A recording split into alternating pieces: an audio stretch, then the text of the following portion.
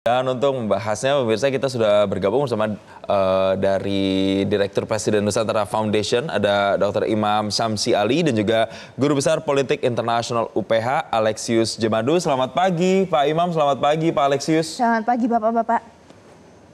Selamat pagi. Ya, mungkin pertama saya mau ke Pak Alexius dulu Pak. Melihat kemenangan Zohran Mamdani dengan begitu banyak mengambil suara di sana yang orang banyak tidak menyangka begitu ya. Apa makna kemenangan dari sosok seorang Zohran Mamdani ini Pak? Ya, menurut saya kemenangan sosok Zohran Mamdani ini merupakan satu antitesis terhadap kebijakan Trump ya. Kalau kita lihat dari ucapan Presiden Trump dan juga pidato dari Hamdani ini, kelihatannya mereka bersebelahan atau berseberangan dalam banyak hal, dalam soal imigrasi, dalam soal kebijakan-kebijakan partai pada umumnya.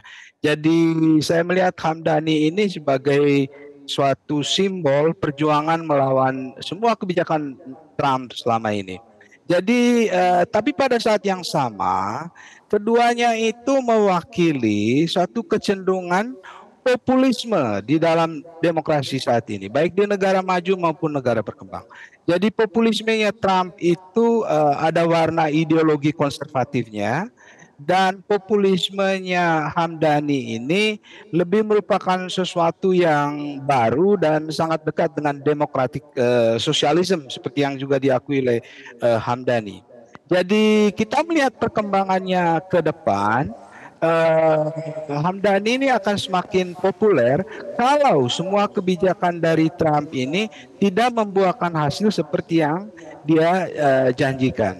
Nah, tapi pada saat yang sama, saya pikir Hamdani juga harus membangun strateginya supaya dia berhasil begitu ya, sesuai dengan apa yang dia ungkapkan dalam pidatonya, untuk betul-betul berakar pada budaya politik Amerika itu sendiri ya.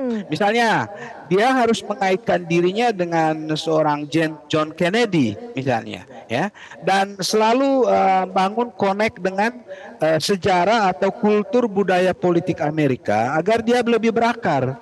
Nah, kenapa? Karena ide welfare state yang yang implisit ada dalam omongannya Hamdani itu sebetulnya tidak populer di Amerika Serikat ya, dibandingkan dengan di negara-negara Eropa, Skandinavia. Jadi Amerika Serikat itu secara historis tidak terlalu entusias dengan ide welfare state itu. Jadi ini yang menjadi saya pikir tantangan bagi Hamdani ke depan untuk meningkatkan popularitasnya atau menawarkan ide-ide briliannya untuk rakyat Amerika begitu. Yang paling menarik adalah Anda tadi menyebutkan soal budaya politik Amerika. Saya mau tanya ke Dr. Imam. Jadi sekarang ini kan kalau kita kaitkan dengan budaya politik di Amerika, plus Zohran Mamdani itu adalah seorang imigran yang kemudian akhirnya hari ini 12 jam yang lalu membawa sebuah konteks kalau dia akan diusir dari Amerika karena katanya adalah imigran dan yang mendukung itu adalah satu partai. Menurut Dr. Imam, kalau dia adalah seorang imigran punya suara sekian banyak di New York City, apakah itu tuh sudah selaras dengan budaya politik Amerika yang sejauh ini kalau kita lihat dengan imigran ya kita tahu seperti apa kondisinya? Ya, terima kasih. Saya kira pertama saya meluruskan Pak Profesor namanya Mamdani bukan Hamdani. Jadi Zohran Mamdani ini memang pendatang ke Amerika ketika umur 7 tahun dan baru menjadi American citizen ataupun warga negara Amerika sekitar 5 tahun yang lalu. Jadi setahun sebelum menjadi anggota DPRD negara bahagia New York. Sebelumnya hanya green card saja. Jadi kalau berbicara tentang budaya politik Amerika, tentu memang sesuatu yang sekarang mulai challenge, mulai tertantang ya. Dengan perubahan dunia saya kira, dengan keterbukaan media, khususnya media sosial, sesuatu yang baku pada masa lalu itu tidak harus menjadi sebuah panutan. Kalau sekiranya kita harus bertahan pada kultur politik lama, maka pastinya yang menang itu adalah seorang dinasti Cuomo. Cuomo itu bapaknya seorang gubernur. dan dia juga mantan gubernur selama 7 tahun sebelum terpaksa harus mundur karena beberapa kasus, salah satunya adalah pelecehan kepada wanita.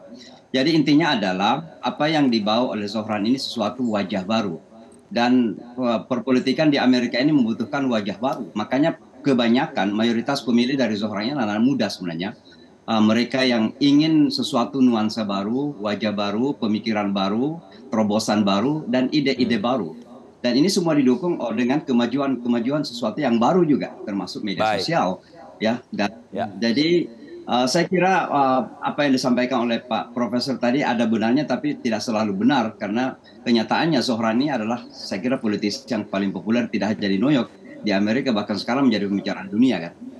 Oke, pertanyaan berikutnya adalah mungkin bisa dijawab oleh keduanya, tapi saya masih mau sama Dr. Imam. Ketika banyak kata baru tadi yang disebutkan sama Dr. Imam ya, tapi kalau kita lihat kebaruannya ini justru against dengan Trump, dengan presiden di Amerika Serikat. Dan dia bahkan menyatakan itu dengan sangat lantang. Nah, ketika hadirlah sosok yang seperti ini di kondisi perpolitikan Amerika Serikat yang sekarang, apakah Anda melihat ini juga salah satu indikator bahwa demokrasi di sana ini sudah lebih maju, Dr. Imam? Ya, saya kira ada penyegaran yang dibawa oleh Zohran Mamdani. Karena apa yang dilakukan oleh Trump dalam beberapa waktu terakhir ini, itu terjadi semacam pembekuan demokrasi. Demokrasi dilecehkan dengan berbagai cara.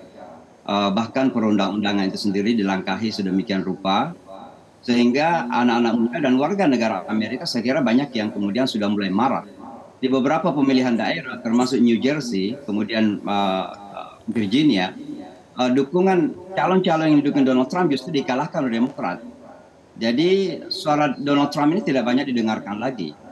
Donald Trump ini memberikan dukungan kepada Cuomo sehari sebelum pemilihan di kota New York, dan ternyata tidak memberikan dampak apapun. Artinya apa? Bahwa Donald Trump ini semakin tidak didengarkan, bahkan banyak yang semakin marah sebenarnya. Saya masih teringat seorang tua pemilih Trump sebenarnya, pendukung Trump, mengatakan mendukung Zohran Mamdani karena dia merasa bahwa Trump sudah mengkhianati. Dan itulah yang menjadikan sekarang ini banyak anak-anak muda yang kemudian semakin tertarik untuk ikut politik. Sebelumnya banyak yang apatis, banyak yang sudah mulai frustrasi, tidak percaya kepada politik. Tapi dengan hadirnya Zohran Mamdani ini, menurut kalkulasi terakhir, survei terakhir, ada sekitar 10.000 lebih anak-anak muda mendaftar untuk menjadi calon-calon di berbagai daerah di Amerika Serikat. Maju menjadi anggota DPRD, maju menjadi anggota Kongres, dan sebagainya. Sekitar 10.000. Yang sebelumnya mereka tidak tertarik dalam perpolitikan, termasuk di kota New York ini. Pada rata-ratanya mereka ingin menjadi pebisnis, menjadi lawyer, menjadi apa, tapi tidak tertarik dengan politik. Dengan hadirnya Zohran Mamdani ini, dia membawa angin perubahan yang baru, nampaknya banyak yang kemudian tertarik dengan perpolitikan. Baik, saya mau ke Pak Alex. Pak Alex, dengan konteks imigran seperti Zohran yang kemudian sukses menjadi pemimpin di salah satu kota besar yang ada di Amerika Serikat, apakah itu bisa terjadi juga di negara lainnya yang mungkin juga menganut sistem demokrasi, mungkin tidak sebaik Amerika Serikat? Ya, itu tergantung dari tradisi dan budaya politik negara tersebut ya. Saya melihat Zohran ini, namanya Mamdani tadi ya. Dia pintar, cerdas memilih satu topik kampanye yang bisa mengcounter Trump. Ya, mungkin masih ingat dulu pada zaman Bill Clinton itu ada istilah "it is the economy stupid" gitu ya. Jadi masalah ekonomi inilah yang diangkat dan memang menyentuh kehidupan sehari-hari dari pemilih New York gitu, terutama masalah-masalah yang menyangkut kesejahteraan rakyat kelas bawah ya, tingkat grassroots itu. Karena itu bukan soal imigrannya, tapi soal topik atau tema kampanye yang dipilih itu sangat tepat saat ini, di mana kebijakan Trump itu tidak memberikan hasil yang nyata yang dirasakan oleh akar rumput di Amerika Serikat, khususnya di New York. Tetapi dia punya topik kampanye yang dia pilih itu memang langsung menyentuh kehidupan dan kebutuhan masyarakat di sana. Jadi lebih karena topik kampanye itu daripada soal imigrannya. Dan untuk itu kita membandingkannya dengan negara lain agak sulit ya, karena jangan lupa Amerika itu negara yang terdiri dari pendatang-pendatang, hanya soal waktu saja gitu ya. Jadi tradisi untuk kebebasan itu sudah lama tertanam di sana. Dan tidak jadi masalah bagi mereka untuk memilih orang baru seperti Mamdani ini. Untuk kita lihat itu di negara lain kayaknya agak sulit. Kalau misalnya di Eropa, mungkin budaya politiknya dan sejarah tradisinya agak beda juga, sehingga kita tidak bisa menyamakannya begitu saja. Jadi kembali ke topik yang saya bilang tadi, ini betul-betul persoalan ekonomi yang memang langsung menyentuh rakyat kecil. Bahkan voter turnout itu tinggi di kalangan anak muda karena mereka melihat bahwa di New York itu ketimpangan sosial itu sangat tinggi. Jangan lupa New York adalah pusat kapitalisme global ya, salah satu di dunia, di mana kebijakan neoliberal itu memang tidak bersahabat kepada kelas bawah. Tapi apakah itu nanti bisa diberlakukan pada tingkat nasional, pada tingkat federal? Nah, itu yang masih harus kita lihat perkembangan selanjutnya begitu. Tapi yang jelas dengan Zohran Mamdani yang terpilih sebagai wali kota New York ini menunjukkan kebaruan tadi kita sepakati bersama. Dan kemudian ini bisa menjadi sebuah langkah dan juga situasi politik yang baru juga yang terjadi di demokrasi di Amerika Serikat. Terima kasih Direktur Jamaica Muslim Center Imam Samsi Ali dan juga Guru Besar Politik Internasional UPH Alexius Jemadu telah memberikan pandangan bersama kami di Selamat Pagi Indonesia. Terima kasih Bapak-Bapak. Jelajahi cara baru mendapatkan informasi. Download Metro TV Extend sekarang.